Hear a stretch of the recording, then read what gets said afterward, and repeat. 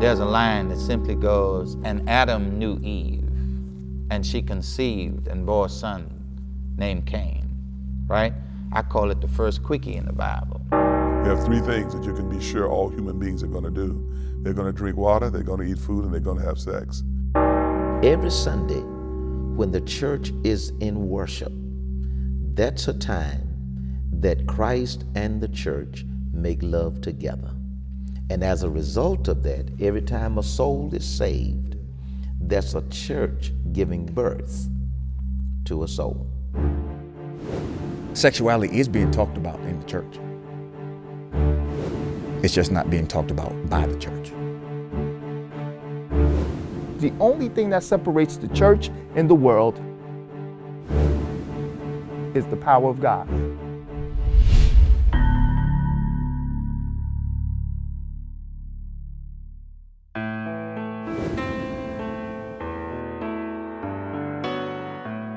When we get to this area of sexuality or sex in the black church has dropped the ball. We don't talk about sin much now because we're not talking about Jesus much now. You're talking about people who are constantly crying, and it's that ability to cry out that calls attention to the injustices that are going on. And we're losing our ability to cry because you can't cry when the king is feeding you or when the queen is feeding you. It's hard to cry with a T-bone in your mouth. And how many people do you know want to take a T-bone out? When I hear pimp in the pulpit, there's a picture that comes to mind. Those male pastors standing out at this elevated place in the church and looking out, it's like eye candy. Before I'm a pastor, before I'm a preacher, I'm a man. And I cannot neglect the temptations and the tendencies that I have as a man and ignore them simply because I'm passive. When we talk about sexuality in the church, it's often about what women aren't supposed to do in the church and how women are supposed to be, the respectability of women. The way that we think about girls always goes back to those biblical conceptions of woman. Either you are Eve or you're Mary. Once you start reading the first 5 books of the Bible, embedded in those first 5 books is an agenda, a political agenda, an agenda to silence and control women's sexuality. Because the fear of women's sexuality have always sent men just unraveling. To be a good woman is to have a good man, but because you didn't do it the way we told you to, and you did it, and now we shun you in the church. She had to come before the congregation and be publicly humiliated for getting pregnant.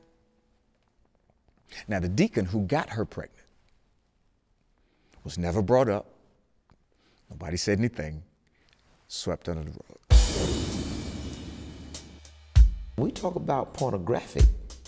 We're not talking about XXX movies. We're talking about illicit relationships by any 2 people who are not male and female and married to each other. If you would go into certain sectors of the black church and you would excuse or dismiss homosexuals, if you will, there would be a lot of vacant seats in church. Minister Music is a homosexual. Everybody knows it. It's clear, it's open. But pastor will get up and preach against homosexuality, but never address him. Why? Because you get a pass in the black church if you're gifted. When a man decides to be a woman, that's reversing God's divine orders. When a woman decides to be a man, that's reversing God's divine order. Show me anywhere within the synoptics where Christ condemns homosexuality. Cannot be done. Even though we are accepting it, we have to ask ourselves, is that God's divine will? How can you truly love me if you cannot accept me? That is not love. That's toleration. And if we cannot accept people, we cannot love them. And therefore, we have failed at the one commandment that Christ has really given us.